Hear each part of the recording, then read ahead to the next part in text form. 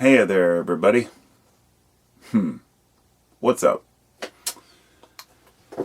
I thought today that I would hold a discussion about some of my thoughts about life, some of my thoughts about COVID-19, how it's affected our lives, protests, politics, and all that. And then I just let it all go. I made a video yesterday that was about a half an hour long about politics.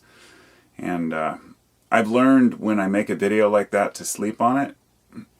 And when I woke up, I decided it's not worth sharing. I might share it on my Patreon page. Sometimes I do that. I mean, my subscribers don't really... A lot of the people who are willing to, fund my channel don't care if I talk about politics. But I want to get into this issue of why people are afraid to speak their mind today. And there is so much hate, so much vitriol, is that the right word?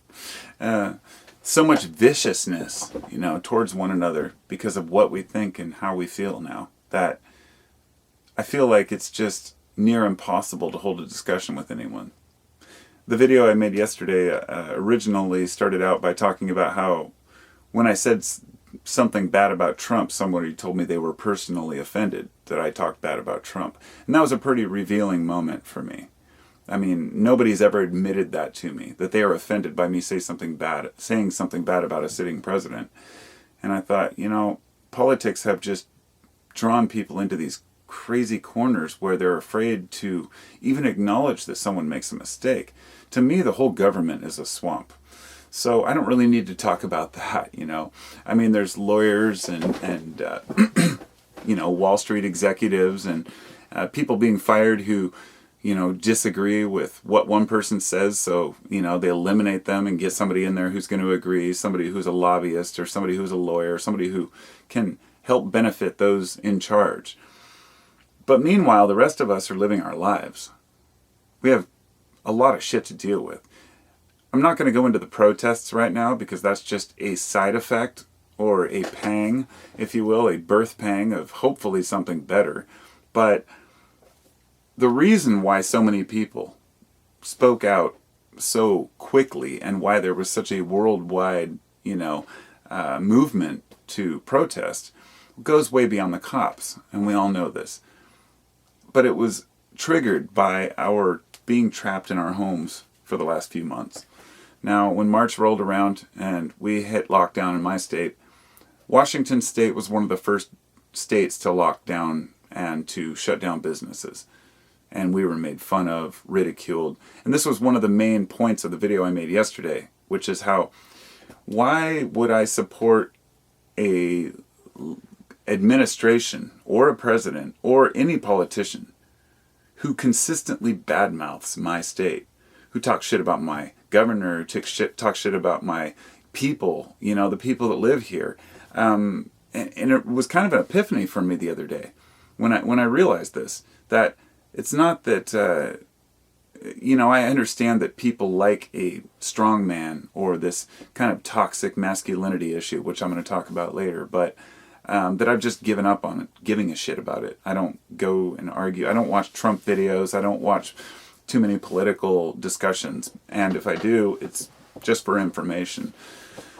I have my own life to live, and this is really the main point of this discussion. We all have our own lives to live, and during this COVID crisis, it's been different for everybody. A lot of folks out there think that they're having a hard time because of A, or this person's having a hard time because of B. Some people have no food, no shelter. They're already, say, refugees or living in tent camps, and then all of a sudden a disease comes through that's wiping you out, and you have absolutely no access to health care or doctors. And I know a lot of people don't care about that. I acknowledge, and I've come to the conclusion and realization that there are a lot of humans that live amongst, the rest of us who honestly don't give a shit about other people. It's not always that they're assholes or that they're abusers. It's sometimes that they're just narcissists or selfish. And American culture has gotten so... I hate to say American culture. I should say United States, the citizens have tried to find a culture that we can agree on.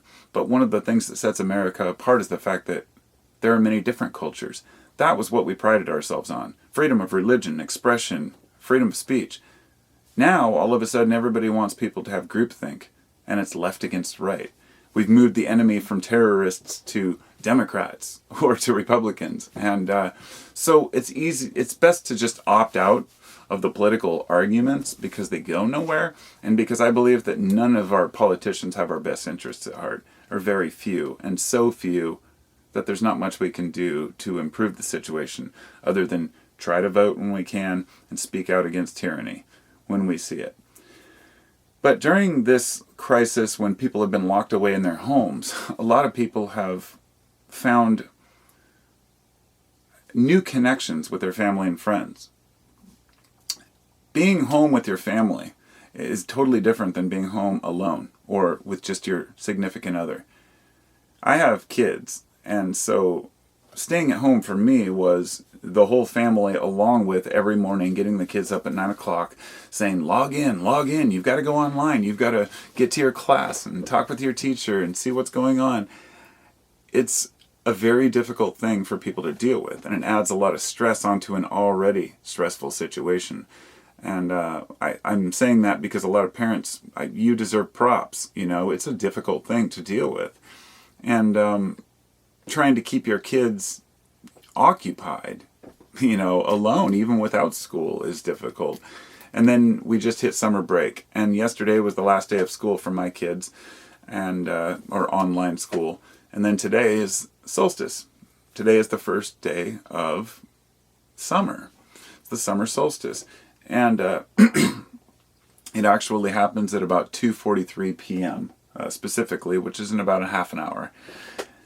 And each year, I mention that because I celebrate the solstice. I usually make a video about it, and I say, oh, it's the longest day of the year. This year it just seems like everything sucks.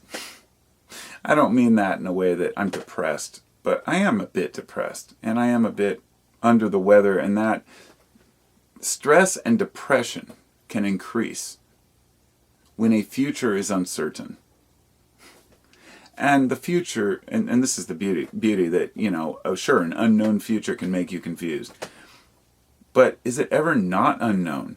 I mean, it always is unknown. I mean, that's just fate. That's the life we live. We have no idea what's going to come next. Even when things are stable and society's working fine, you might lose your job, lose your house, have a fire, get shot, maimed, blinded.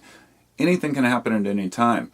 And when things are going well, it's easy for us to just kind of write off everybody else's problems and say, this is how I feel,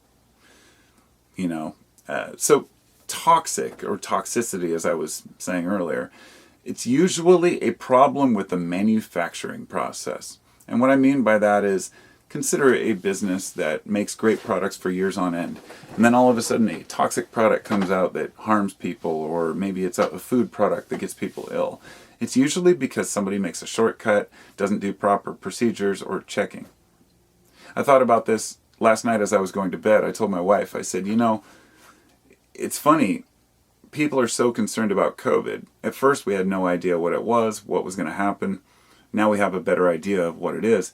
And I said, for all the people who say, it's too much of a hassle to wear a mask, because my wife's a server in a restaurant, for servers to wear masks or to wear gloves, because they go through like 1,000 gloves a day. And it is a huge waste. But then I said, well, it's interesting because think about the process we go through to prevent E. coli on lettuce. Think about how many washings we do and the procedures we do to keep fruit fresh, to keep meat fresh, all these things, just so a person doesn't get E. coli, which generally doesn't even kill people. It just makes them ill. But it's enough to where people take that extra precaution and take the time. And I feel like COVID is so new that we don't really feel like it's worth taking the time. Like, well, if we get sick, we get sick. It's a really strange time to be alive. We just hit basically what I would, as I mentioned to my wife, I said, after these protests and Trump's holding his first rally today, which nobody at a Trump rally is going to wear a mask. They'll feel like the outcast. So it's going to be a bunch of screaming people in an auditorium of 20,000 people that are meeting in Tulsa, Oklahoma, selfishly, because they're going to have to go to the stores in the town. They're going to have to buy groceries, go to 7-Elevens, get gas. These people, thousands, tens of thousands of people in the town spreading COVID around. I'm not saying they shouldn't. At this point, we've failed. Our government, I should say, has failed. They failed to adequately protect us. They've removed any protections we had in place, and then they've blamed previous administrations for things that we can clearly see the administrations had actually set in place to protect us against a very issue like this. And when it becomes about just the money, then here we are. We have to protect ourselves. So, there's so much propaganda out there. It's like fascism has just taken on a new role as great leadership. And I think a lot of it comes down to how we assume other people think. I've had so many accusations thrown my way personally about, when I mentioned earlier that somebody had said they were offended by me saying something about Trump, and they were personally offended. The response was, what if I said something, they said to me, was what if I said something bad about liberals and they were this and that? And I just said I would not care. It would not bother me in the least. Do you know how much shit I've heard about liberals? I mean, I'm a human being. I don't associate with a group or feel like I have to protect anyone in particular. I see the problems, from all the angles. I don't take it personal. I only take it personal when people get personal. The ad hominem attacks are usually the last resort of a person with no real argument. And I'm sure we've all run into plenty of those. But when did our nation, we've always been kind of a tough nation, but when did we become obsessed with this toughness can beat anything? Well, I think it had to do with the fact that our military has always been able to fight off anything that came our way. Even though we can't beat terrorism and we lost Vietnam, different stories, or we lost in the Middle East, you never quite win. It often becomes down to arguments about whether it's resources, whether it's protecting people, or tyranny. But America has always looked to win. It's been our thing. And when a virus comes around like this, in order to win, it takes all hands on deck.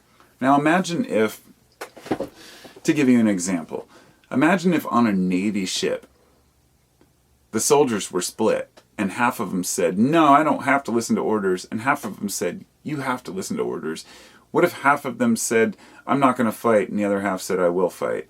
And they argued amongst themselves. You know how much would get done? Nothing. The reason why, even if every sailor doesn't agree with the policies, they know why they're there, and they know in order to survive for everyone and to make sure most soldiers make it out alive, they have to actually act properly with the rest of the people as a group to fight against the enemy.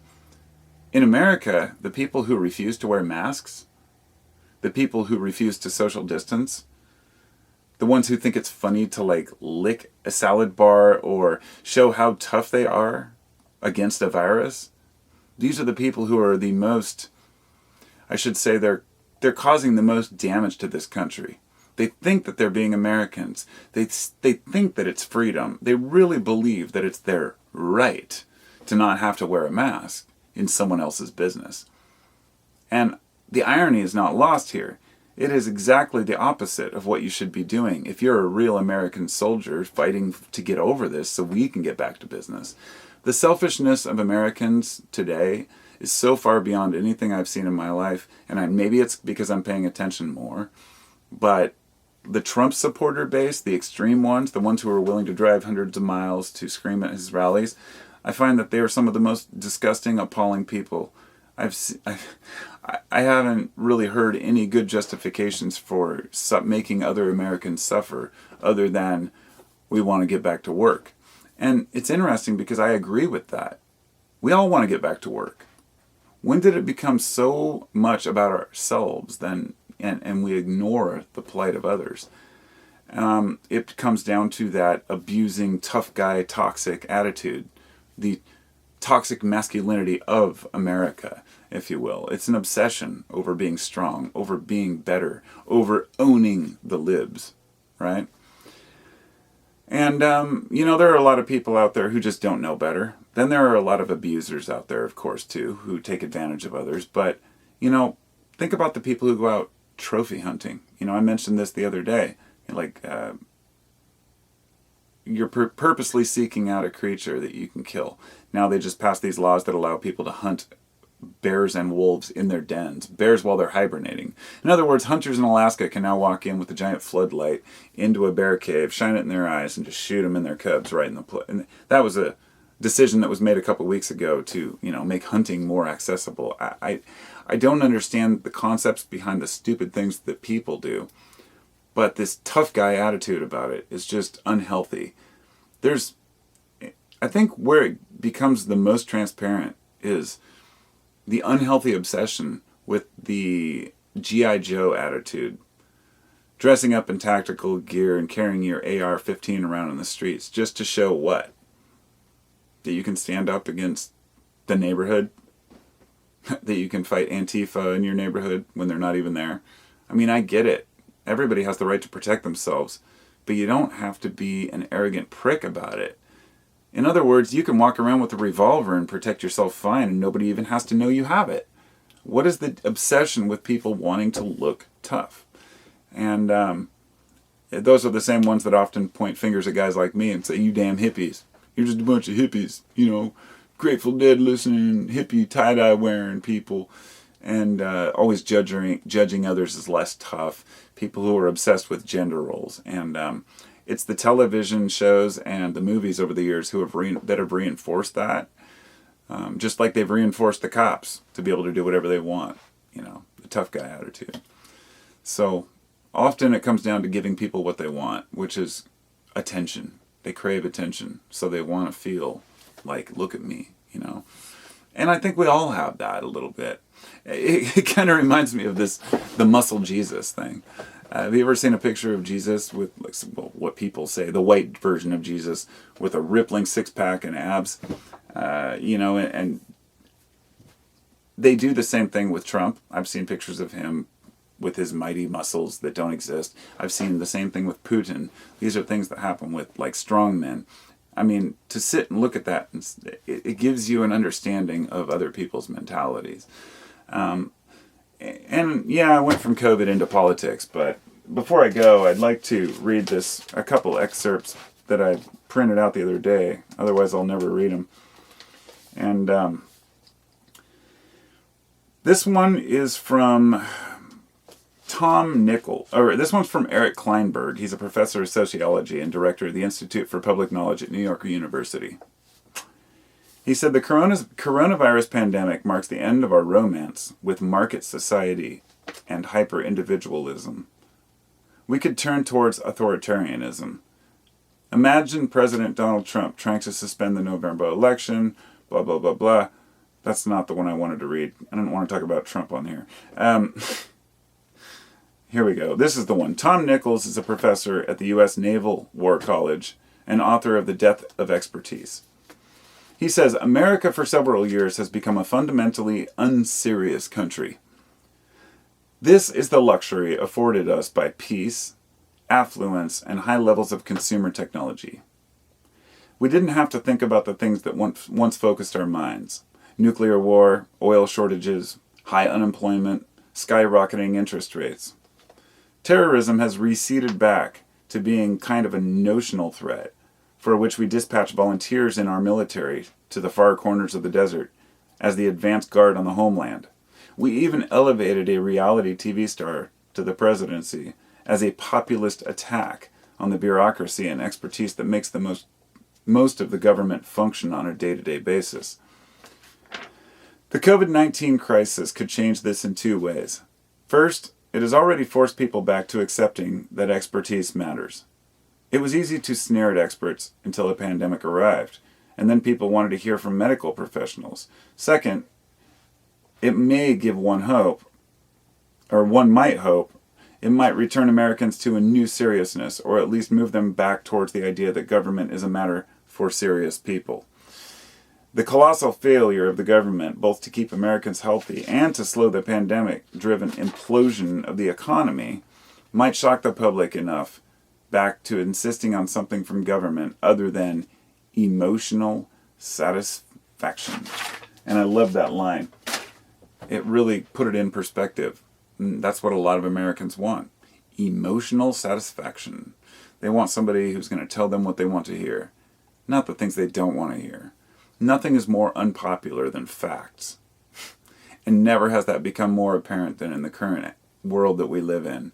And this is why I'm slowly fading out of any discussions about politics with people. I mean, I'll say my piece and I'll move on, but I don't really care to justify or explain. It is what it is. And another aspect is don't spend too much time on things with people, trying to defend your position or argue, because if you have a point to make it. People really can't handle that.